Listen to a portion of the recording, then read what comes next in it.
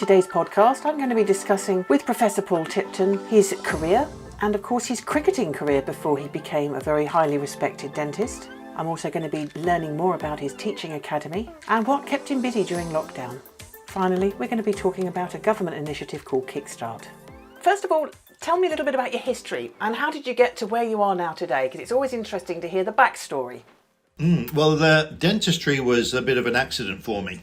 So my first love, and it probably still is my passion, is cricket.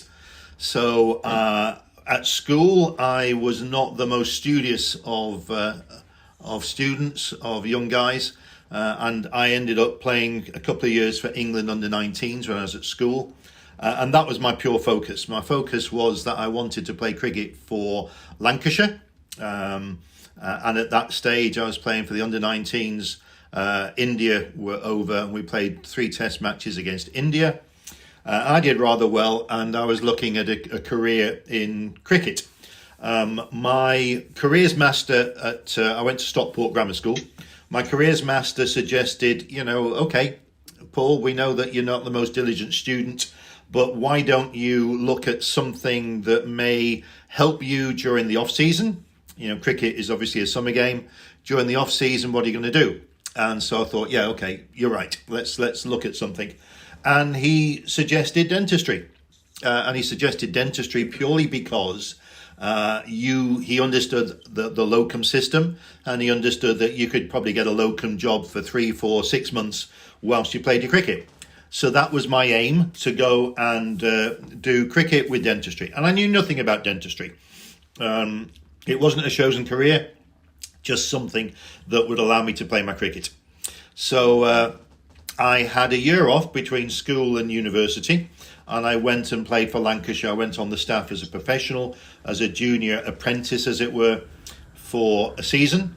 Loved it, but I started to see some of the reality of being a cricketer. And most of the cricketers at that stage were not particularly well paid. During the winter time, they either went abroad and did some coaching, or they got menial jobs. One was a dustbin man, another one worked in a pub. And so I suddenly started thinking, maybe this isn't the glamorous lifestyle for me. So I went off to university, fully thinking that I'll just do my dentistry and then I'll go back to cricket. And I suppose over the course of the dental journey, the dental curriculum, it started off being, cricket up here and dentistry down there, and it started to do this. And at the end, my enthusiasm for dentistry was greater than my enthusiasm to be a professional cricketer.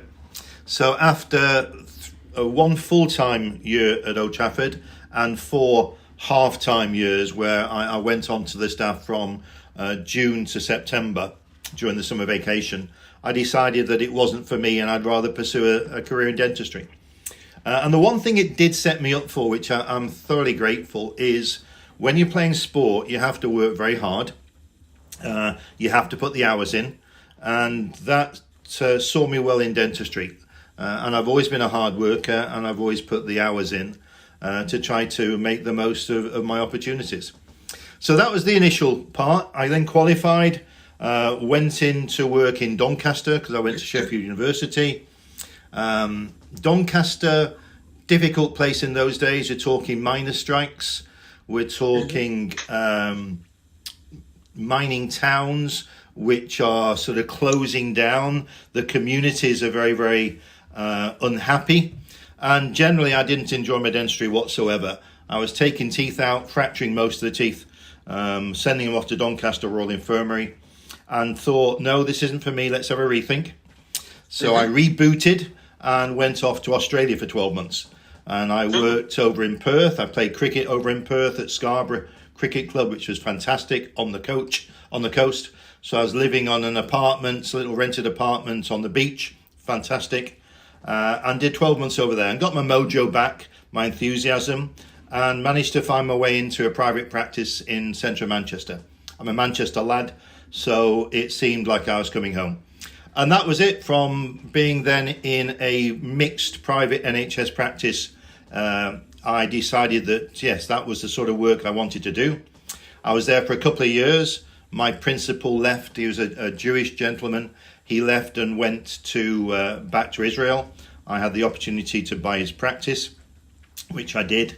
I inherited a lot of very, very high-end private patients, and I found that my dentistry wasn't good enough. And so I took myself off to the Eastman and did a 2-year master's degree at the Eastman. And that really got me into the teaching part. Came back, this is now probably late 80s. Came back, set up a new private practice, a squat. I'd sold the other private practice I'd bought to finance the 2 years in London at the Eastman. And so set up a squat, worked there 2 days a week. It gradually increased over a period of 15 years, increased to 6 surgeries, fully private, specialist clinic, etc.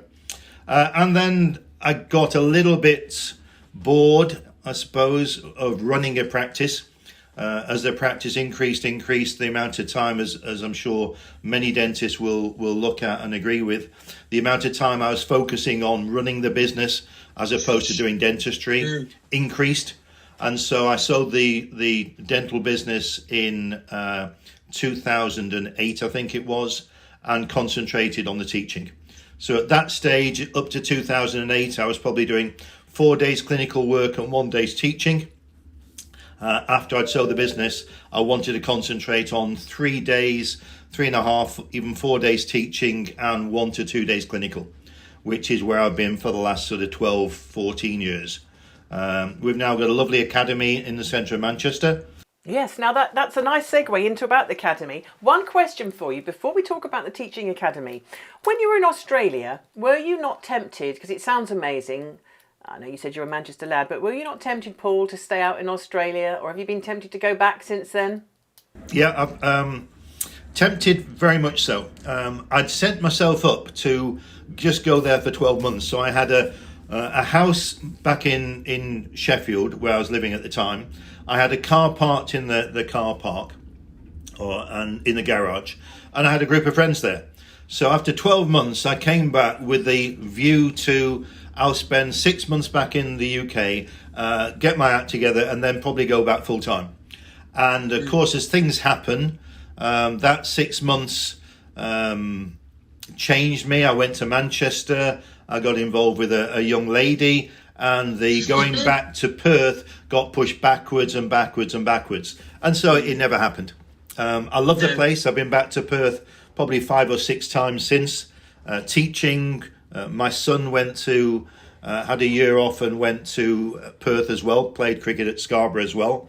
So I went over and visited him there. But I was very tempted. Perth is a beautiful place. I love Australia, and Perth is fabulous. I love the place. No, it's lovely, isn't it? Our daughter lives in New Zealand, in Christchurch, South Island. But we also have a cousin lives in Australia, in Brisbane. So it is a lovely place. And I know it certainly used to be a real lifestyle choice. When I was in dental recruitment, before I got into practice sales, I worked very closely with somebody who used to get lots of dentists over to Australia and New Zealand. But obviously that's not as easy now as it was. In the next section of our discussion, I'm going to be discussing with Paul about his world-famous teaching academy.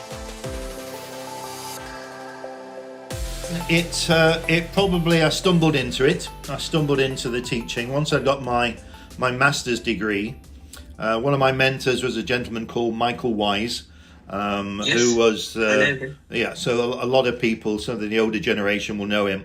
He had a lovely practice in the centre of London and was the top restorative guru at the time. So I had the pleasure of selling Mike's practice when he retired. Oh, really? Really, yeah. So that's why you'll see his testimonials plastered on the occasional billboard and banner at events. Or certainly they used to be. And I used to ring him up and ask for permission to put him somewhere else, so to speak. Yeah. But yes, I did. Yeah. He was a superb dentist and superb teacher. So I went and trained with Mike for 3 consecutive years. And understood the way he trained people and thought, okay, well, Mike's retiring, I'm going to do something in Manchester. So that's how I realistically set up the teaching academy in Manchester. Initially, it was in St. Anne's Square on the back of my practice. I had a room at the back of the practice which I did my teaching in. But I then thought that I needed to make it a little bit bigger. I enjoyed teaching. I love passing on the knowledge that I've gained over the years. And so that was the change in 2008 to sell one place and get another place. We've now got the Teaching Academy on the outskirts of Manchester, which has got, 10 booths, as in a university dental school. People understand booths, sort of 4-foot high glass partitions, so we can see over the top of them.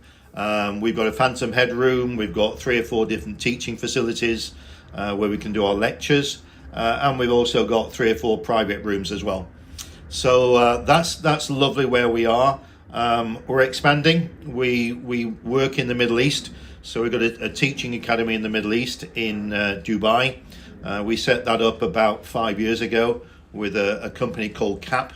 They're our partners in the Middle East. And from the Middle East, we do trainings in Saudi Arabia, Kuwait. I'm going over to Iran and Iraq for the first time in the new year to do some training over there. It's also a base for going to Singapore. So I probably spend 1 to 2 weeks every 2 months over there. So we go 4, 5, 6 times a year for a couple of weeks and do our teaching. And the teaching's been an integral part of my life, and I love it, passing on the knowledge to the dentist. It's unfortunate, as again many dentists out there listening, it's unfortunate that the dental curriculum is probably not as good as it should be, and lots of dentists don't get any hands-on training, or as much hands-on training as they should do. And we feel there's a real niche for us in the marketplace to get hold of some of these younger dentists and older dentists. We do get a number of dentists who've been in practice for 20, 30 years, still wanting to come back and relearn to get their enthusiasm back for dentistry. And we teach them basically the basics of dentistry. Occlusion is one of my pet topics. It's taught very badly, if at all, at university. And it's the foundation of dentistry. And if you don't know occlusion, in my eyes, then you're not a dentist. You're just a filler of holes. And we try to make dentistry fun. We try to make it so that it's an absorbing career for somebody that they can enjoy. And you only really enjoy a topic if you understand it. And we feel that we can get that understanding across to our dentists, so they go out not only understanding the topic, but also full of enthusiasm for the years ahead. Enjoying it. Because as you say, it's if you can feed that enthusiasm and that passion, otherwise, often in our line of work, we meet many principals, Paul, and I'm sure you do too, who are, they've lost the love of dentistry. The passion has gone. And a lot of it, I think, is because they work so much on their own. It's a very secular thing. They often, unless they work in an environment where there's lots going on and other associates or partners, they're very much alone, and it's quite lonely. And as we know, that there's a lot of depression and problems associated in the profession. But the kind of training that you give, I mean, it's world leading, and it's so important to feed this young blood coming through the ranks, because they feel part of something very big, and there's all these tools, these learning opportunities, and it's really great. What's not to love? I think, as you say, anyone that thinks that they're qualified and they think, well, I'm done, that's it now. Yeah, it doesn't work like that. It may have done in the previous generation, but it's certainly not now. Dentistry is a tough profession to be in. Make no bones about it. And everybody out there listening will understand that. The stress that people are under, stress from GDC, stress from litigation, stress from patients who are more aggressive to them. I see all the time on Facebook, patients who are being aggressive to younger dentists. And it's not, unless you take hold of your career and not be passive about it, be active about it, and shape your own career, then it can be, as you mentioned, a lonely place and a depressing place. And that's what we try to do. We try to teach dentists not only the academic side, the practical side with your hands, but also instill a confidence so that their work becomes predictable. And that's the word that comes through all our teaching. Make life predictable. And if dentistry is predictable, where you can look somebody in the eye and you can say, this is going to work and these are the costs, and have a positive body language, then you're the person in charge. And it's nice when you're the person in charge, as opposed to being the dentist who has to react to things. And that's important. In the next discussion with Paul, I'm going to be finding out more about what kept him busy during lockdown. So lockdown, I really enjoyed lockdown. I have to say that first of all. We live in a converted farmhouse, lots of fields and woods around us. So we went out for lots of walks. We've got 4 dogs. I've got 4 kids, 4 dogs. The 4 kids came home. They're in various parts of the world and the country. One of them brought her boyfriend home. So we went from being Sharon and myself and 4 dogs to suddenly being Sharon, myself, and 5 kids and 4 dogs. Fortunately, we got enough space, and it was really enjoyable. I've done 1 or 2 videos on this, and I think that it's important during a career to take a break now and again. And I've been, you might call it fortunate or unfortunate, that I've had a bad back, and I had a back operation, and I was off for 3 months with a back operation. I've had a bad neck, obviously from dentistry. I was off for 6 weeks with a bad neck, having surgery. I've had a hip replacement 7 years ago. Again, I was off for 10 weeks then. And I've just had my other hip replaced, and I've been off now for, again, 10 weeks. So I've had 4 or 5 occasions where I've been able to take stock of where I am, really look into myself, inner self, and look also around the profession to see where I want to be. I think it's nice to be able to take stock and go again. And during that stage of 6 months being locked down, we did lots of webinars. So we decided to do webinars for the profession to help the profession through. We did 120 something like webinars. We were doing 2 or 3 a day, every single day, completely free of charge to the profession, just to try to help it on its way. As you get a little bit older like me, it's not just about the money, the kudos. You also want to leave a legacy, and I want to be seen to have helped the profession through various stages. And for me, it was an ideal opportunity to help the profession generally, and do a series of webinars. So we did that. It also gave me some time to think about where I wanted to take the academy and any other new projects. And one of the new projects that we started was Tipton Market Place, which is something that's fairly new, and it's a price comparison website for dental products. We know that there are the 2 or 3 big distributors of all the dental products, and a lot of the smaller groups don't tend to get the opportunity because the larger groups buy in bulk and sell at discount. So we decided with a couple of other guys in the profession to start the marketplace. Now, it's taken a long time to get going, but we've got over 120 manufacturers and distributors in place. We've got somewhere in the region of 5,000 products, and we've got just had hit our 100th person using the site. And that basically, it's free to use, and you go on and it's listing all the products from all the different distributors, and basically you just go through it and see which is the cheapest. In our final section of our chat, I'm going to be hearing more about Kickstart, and Paul's going to be explaining how involved he's got and how he's been busily promoting it. The other thing that we've been involved with more recently is, you mentioned you've been in recruitment. We started and worked with the government on the government Kickstart scheme. And we, being a training institute, we're able to become a gateway for the government. They've got various, as you're probably aware, furlough. They've got various schemes that have been out there during the last 6 to 12 months. One of them was Kickstart, and that was aimed at getting 18 to 24-year-olds back into employment.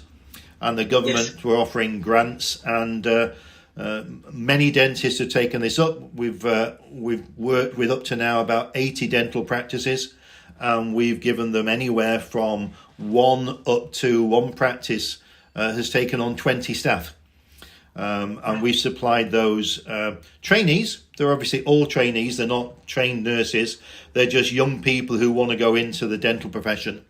And we've thoroughly enjoyed that part as well.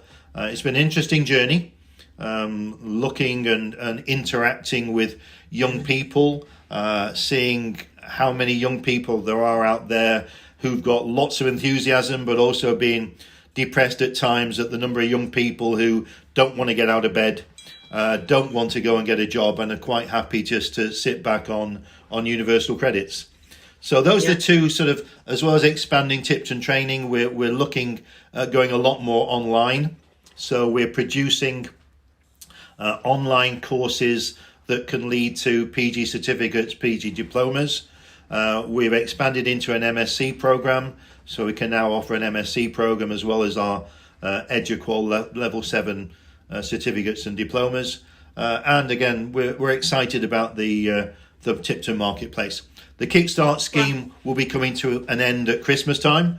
So again, just a quick plug, if there's anybody out there who wants some staff and wants some staff free of charge to train up, then the scheme is finishing by Christmas time. So you need to get in contact. It's all on the website if anybody wants to visit it.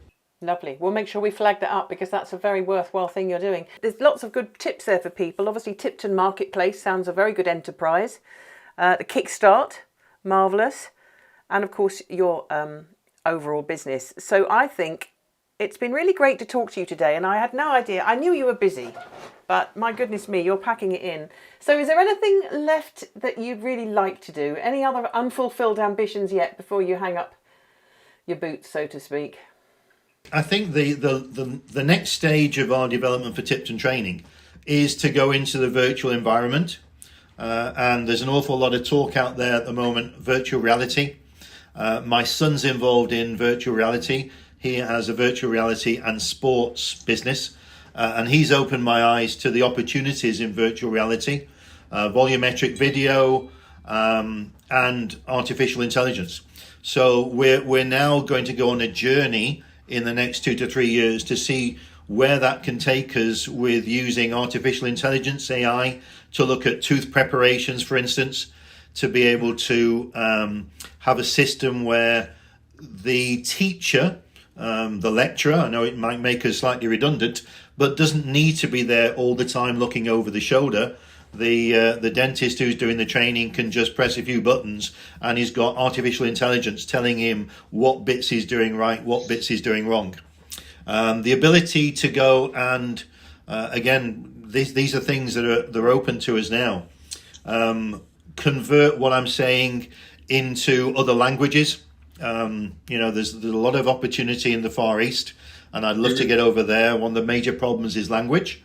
And there's some nice software programs now that look at your face and sync your lips with the new language. So it's not just that you are being dubbed, but your lips are moving and making the actual movements of that particular language. So people can lip read you in another language. So that's the real exciting part for me now in the next 5 years, to take Tipton training more global. Because with AI and volumetric video and VR, you can take it more global. And you can be in Manchester, but having lectures in Taiwan, in Indonesia, in Russia, or whatever, in their own language. So that's where we're going to be heading. Extraordinary. Well, Paul, it's been a real pleasure talking to you today. I'd love to have a look around the training academy next time I'm up in Manchester, if you can spare me some time. I'd very much like to have a look around. I shall watch and listen and read with interest everything that's going on in your very busy life. I wish you all the very best of luck, and I'd love to talk to you again, perhaps in a year's time, to see how you're getting on growing the Tipton training empire. And thank you very much. Okay, cheers, lady. Thank you very much. Bye now. Cheers, guys. Bye.